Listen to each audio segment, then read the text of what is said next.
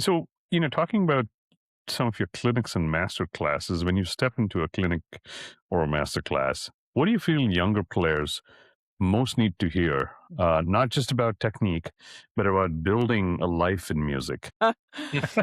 Boy, there's part of me that wants to discourage them all because it is not easy. Of course.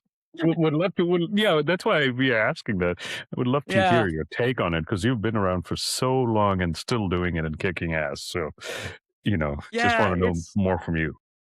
well, I've been really lucky because I got some really great gigs.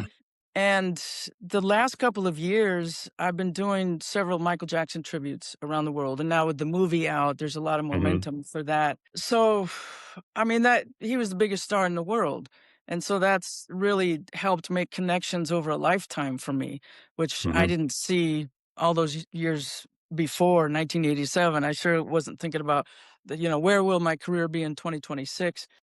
And I thought it would be completely different. I put out solo albums, and in the '80s, it was Satriani and Vi and all the Guitar Hero stuff, and I thought, "Okay, that's my direction."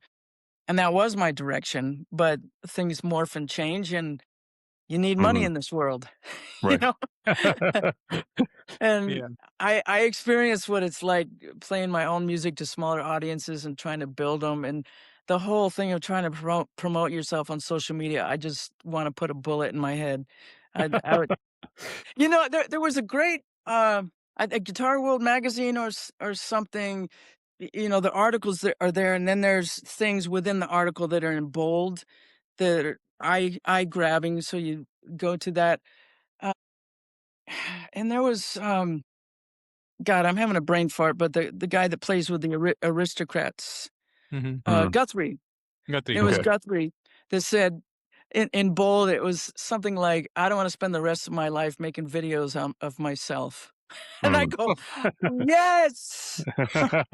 If I had been born in a different era, and if I grew up with social media, I'd probably be all over it, but it's all I can do to make a video of myself, s playing along with tracks or whatever. It's a should, and I say I'm shoulding all over myself because I don't like it. Mm. So, what are you Oh, advising younger players then when you're telling them about that? I advise them to not listen to me and do what everybody else is doing because it's actually, when you're really young and your ego is a lot bigger and Mhm. you think you can run the world, that's when you have the energy to do that, and you get really, pumped when you get 10 more likes or 10 more subscribers.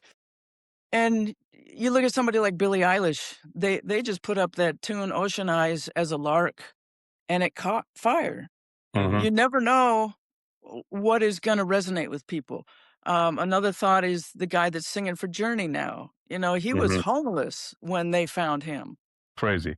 and his friend said, "Come on, let's make a video. Let's in the club tonight and just start putting this stuff online," and that changed the trajectory of his life. So, Mhm. I mean, whatever you wanna do, you gotta immerse yourself in every aspect of what it's about.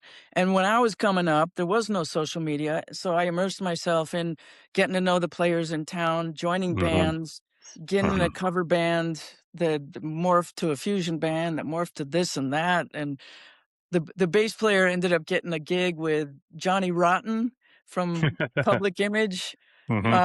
from the Sex Pistols, and everybody, else in the band was going, "He's made it! Ah, we gotta m we gotta move to LA because that's what you gotta do." So that motivated me to get into that world, and by the time I got the Jackson gig, I was playing in 5 or 6 different bands, Wow. mhm.